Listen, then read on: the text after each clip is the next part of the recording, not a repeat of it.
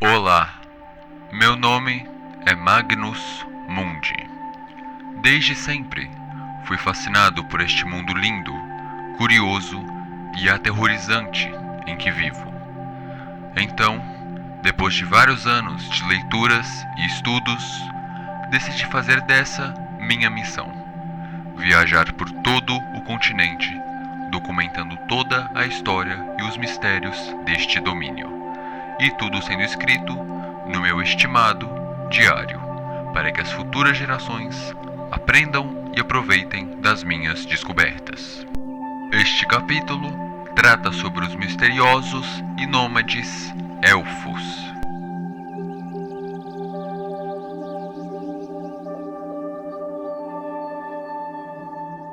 Elfos são criaturas altas, com um adulto médio possuindo de 1,80 a 2 metros de altura, com corpos magros e longos.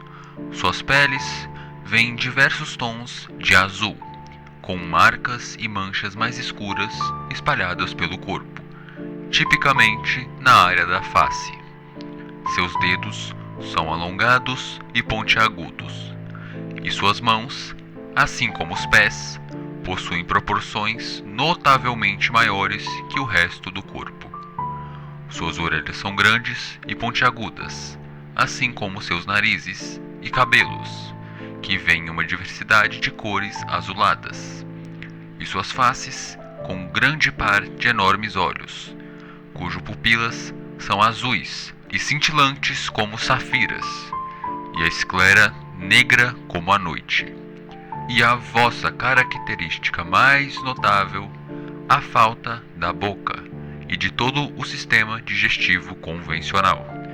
Isso se dá ao fato de que os elfos se alimentam de outra forma, fazendo isso ao consumir um novo conhecimento, que seu corpo consegue absorver e transformar em energia, tal como outro ser se alimentando normalmente. Assim como todo ser vivo, elfos nascem com uma magia dentro de si, que em vosso caso é a magia da mente, a manipulação e compreensão da mente dos seres vivos. A fonte dessa magia são os pensamentos. Quanto mais claro, calculado e certeiro o pensamento, mais preciso e forte será a magia sendo feita, que se manifesta em várias formas. Darei um breve resumo de todas as formas conhecidas. A telecinese é a capacidade de levitar e controlar objetos com um simples pensamento. Essa habilidade age de forma similar, assim como o voo para as fadas, algo que a partir de certa idade todo elfo é capaz de fazer, alguns melhores que outros, é claro. A disciplina e conhecimento dessa prática é a chave para o quão habilidoso um elfo será nela. E para explicar de modo mais tangível, um elfo iniciante nesta prática será apenas capaz de levitar objetos leves, a curtas distâncias, incapaz de controlar seu movimento ou sua trajetória, além das mais básicas possíveis. Um usuário avançado é capaz de levitar objetos a uma distância maior. Seu peso inclui qualquer coisa que seu corpo possa carregar, além de também desenvolver um controle e domínio maior sobre a movimentação do objeto enquanto está no ar. Já usuários que dominaram essa forma são capazes de levitar qualquer coisa que possam ver, ou simplesmente qualquer coisa que possam sentir que está à sua volta. Seu peso limite pode chegar até a uma casa inteira, e além disso, o usuário é capaz de controlar a trajetória do objeto com maestria, o controlando para fazer curvas e voltas onde bem entender, quase como se fosse uma extraordinária apresentação artística. O controle mental é uma das formas mais complexas e difíceis de serem executadas com sucesso. Envolve sobrepor os pensamentos e vontades de outro ser, o fazendo obedecer cada ordem e pensamento que o elfo o der. É claro, isso não é algo permanente, e muito menos uma forma que funciona todas as vezes. Tudo depende do usuário e do alvo, e, é claro, da habilidade daquele usando a magia. Usuários iniciantes podem controlar seres pequenos e com pouco pensamento, como insetos ou até pequenas aves, e o controle dura apenas por poucos segundos, ou poucos minutos, quando o usuário já possui certa prática. Um usuário mais avançado é capaz de controlar seres maiores e mais pensantes, como cavalos ou cervos, e o tempo do controle ainda se limita a minutos, ou no máximo 1 hora, caso o elfo esteja usando absolutamente todas as energias para o controle. Já usuários que dominaram essa forma são capazes de controlar seres de mente complexa, como fadas, orques e até mesmo outros elfos. Mas diferente das outras formas, o controle mental é bem diferente, pois não envolve apenas a habilidade individual do usuário de controlar a mente alheia. Também depende do próprio controlado, pois caso não esteja ciente, seres vivos não gostam quando sua liberdade é tomada. Todos tentarão se libertar do controle, e alguma hora vão. A questão é o quanto o elfo pode aguentar a magia até lá. Que no caso de seres complexos, fadas podem utilizar suas emoções para quebrar o controle. Os orcs, com sua resistência à magia, podem nem ser controlados em primeiro lugar. E outros elfos, especialmente aqueles que também possuem essa habilidade, podem quebrar o controle a qualquer momento, ou pior, revertê-lo e passar a controlar aquele que puxava as cordas. Em geral, essa técnica se atém aos elfos mais ousados e de mente forte que estão dispostos a usá-la. A capacidade de enganar as mentes alheias, tecendo ilusões visuais e sonoras em seus arredores. Essa forma demanda uma forte concentração e foco de seus usuários, já que cada milissegundo é essencial para moldar e manipular a ilusão para o efeito que bem entender. Mas é claro, quanto mais prática e conhecimento um usuário possui, melhor será sua execução e eficiência dessa forma. Usuários iniciantes muitas vezes nem conseguem criar ilusões que possuem som, e os visuais que criam geralmente são deformados e com partes e pedaços faltando. Um usuário mediano já possui um bom equilíbrio entre visual e sonoridade, e suas ilusões conseguem facilmente parecerem totalmente reais, se misturando ao ambiente de forma impecável. Já usuários que dominaram esta forma fazem ilusões que se encravam na própria mente dos usuários, conseguindo emular visuais e som perfeitamente, mas também sendo capaz de emular cheiros, gostos e sendo ilusões tão perfeitas que se tornam físicas, mas é claro, com limitações. Qualquer um que esteja ciente que aquilo é uma mera ilusão não será afetado, além de que outros ilusionistas podem desfazer ilusões alheias. E por último, uma habilidade que pouquíssimos elfos aparentam possuir: a capacidade de ver e até mesmo reviver memórias. Pelas poucas informações disponíveis sobre essa habilidade, não serei capaz de fornecer um resumo adequado, mas se atendo às informações conhecidas, essa habilidade consiste em seu usuário colocar seu alvo em um transe, que o faz reviver suas memórias e, consequentemente, permite que o usuário visualize e internalize essas memórias dentro de si. O usuário pode escolher quais memórias são revividas, não necessariamente uma memória em específico, mas as emoções e sentimentos atrelados àquela lembrança, podendo ser utilizado para reviver sonhos ou pesadelos.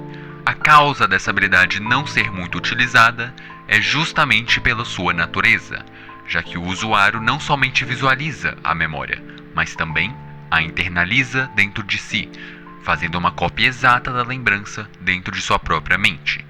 E isso, sendo usado em excesso, pode fragmentar e enlouquecer a mente de alguém, a fazendo pensar que sua identidade pertence aos indivíduos cujas memórias foram clonadas. Por essa razão, muitos elfos baniram a prática, e outros apenas a reservam para elfos mais velhos e experientes, com uma mente mais desenvolvida e com uma chance menor de se estilhaçar ao meio. Há dezenas de séculos, junto às tribos que eram as outras sociedades, os elfos foram surgindo e se desenvolvendo. Devido ao seu particular modo de se alimentar, os elfos rapidamente se tornaram sociedades nômades. Afinal, qual o melhor modo de absorver conhecimento do que viajando por todo o continente, descobrindo novos locais, novas culturas e, é claro, as estudando e analisando para absorver o maior conhecimento possível. Enquanto as outras criaturas começavam a desenvolver as vossas línguas primitivas, os elfos começaram a utilizar sinais, usando suas mãos, olhos, cabeça e todo o seu corpo para se comunicar com seus iguais. E isso rapidamente se espalhou. Afinal, era um novo conhecimento a ser consumido. E assim, os elfos foram os primeiros a criar uma linguagem oficial. E conforme os séculos passaram, as sociedades evoluíram. As fadas construíram seus grandes vilarejos. Os orques expandiam mais e mais suas tribos, e as bruxas estudavam cada vez mais as pedras rúnicas e seus efeitos. E os elfos permaneceram como eram. É claro, também houveram novidades. Tendas para que pudessem dormir e viver de forma mais confortável em suas viagens. Livros onde podiam armazenar o conhecimento para passá-lo adiante ou consumi-lo novamente. E mais inúmeras invenções e ferramentas de todos os tamanhos e formatos. Mas comparado aos outros, os elfos não construíram cidades e muros como as fadas, não formaram tribos e exércitos enormes como os orcs, não avançaram o estudo da magia e feitiçaria como as bruxas, apenas permaneciam os mesmos nômades de sempre, mas não por muito tempo, já que apesar de nômades, era comum diversos bandos de elfo terem um local para se encontrar e compartilhar os seus conhecimentos uns com os outros. E um desses lugares era extremamente comum para isso, uma enorme montanha que posteriormente receberia o nome de Monte Cosmo, pois se dizia que era tão alta que seu topo alcançava as estrelas. E sendo um ponto de encontro tão comum para elfos de todos os tipos e cantos do continente, ele rapidamente atraiu mais e mais bandos, e com isso, muitos perceberam um fato curioso. Era tanto conhecimento acumulado naquele local, que seria possível um elfo viver sua vida inteira sem nunca precisar sair dali, apenas se alimentando de todo aquele enorme conhecimento. Então, o simples fato curioso se transformou em uma ideia. Os elfos nunca foram conservadores em seus métodos. Sempre fizeram o mesmo por séculos, pois era o que funcionava. Mas acima de tudo, colocavam a lógica em primeiro lugar. Então, foi decidido abandonar o jeito que as coisas eram feitas por séculos para dar início a uma nova era. As construções começaram poucas semanas depois. E por mais que fadas sabiam construir bastante, não são páreos para centenas de elfos com um ótimo planejamento e muita motivação. Cada semana, um novo andar era construído. Cada dia, bandos de elfos saíam para adquirir mais conhecimento. E a cada semana, mais um bando retornava, trazendo exatamente o que prometeram.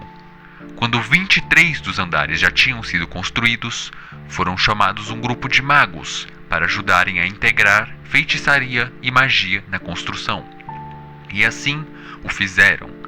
Foram anos desse processo, e a cada um andar concluído, mais 4 estavam sendo feitos, e depois de uma geração inteira, estava feito. O Palácio dos Livros, a capital do Império Élfico. A ideia tinha tomado forma, um local onde elfos poderiam viver a vida inteira sem nunca precisar sequer sair. Os conhecimentos vinham de todo canto do continente. A cada andar era uma infinidade de conteúdo, que demoraria uma vida para consumir apenas um deles.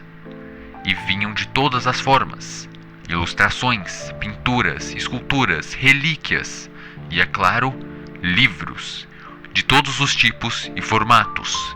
Eles se impregnavam em todo canto do palácio. Toda parede era uma prateleira infinita, com uma biblioteca inteira em cada metro.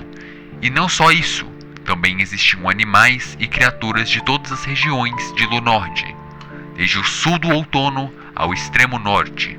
Os feitiços implantados nas paredes tinham os mais diversos efeitos, como regular a temperatura dentro do palácio ou protegê-lo de desastres naturais. E no topo do palácio ultrapassava o próprio topo do Monte Cosmo, e as histórias eram verdade, já que lá em cima era o local perfeito para estudar e manifestar a magia primordial, sendo o local mais próximo do Sol, da Lua e das estrelas. Um sonho que se tornara realidade, um paraíso perfeito para os elfos. Mas infelizmente, nada dura muito nesse mundo. A queda do Império Élfico é algo estranho, para dizer o mínimo, sem quase nenhum documento ou qualquer coisa detalhando o acontecido de forma apurada. Mas o que se sabe é que o Império Élfico queria formar uma aliança com o reino de Eromúria. Eles convidaram a rainha, a princesa e muitos membros importantes da corte. E alguns dias depois, houveram inúmeras explosões e desmoronamentos, que causaram a perda de centenas de elfos e também da rainha fada, que fez com que a princesa de apenas 13 anos assumisse o trono, a atual rainha Gaia Crisântemo II. Alguns dizem que tudo foi um ataque de Eromúria para destruir os elfos, outros que o ataque veio dos elfos, e era tudo um plano para eliminar a família real de Eromúria. Independente do que fosse, isso causou a queda do Império Élfico, um incrível sonho destruído em uma noite. E atualmente, os poucos elfos que sobraram vivem em bandos juntos de outros elfos. A maioria residem nos campos nevoados, em tendas com poucos livros e viajando pelo continente, igual a todos aqueles séculos atrás. A queda do Império foi há muitas décadas, então muitos elfos nasceram depois do acontecido e nem têm noção do que seu povo perdeu. Já os que sobreviveram, muitos desistiram e apenas querem viver em paz com seu bando e longe do reino de Eromúria. Outros tentam reconstruir o Império, mas com pouco planejamento, conhecimento e principalmente a motivação dos elfos, é algo que nunca dá certo. Mas também existem aqueles que nunca esqueceram do que aconteceu, do que eles perderam graças a Eromúria, e por isso juram tomar vingança no reino das fadas, derrubando o reino assim como derrubaram seu império.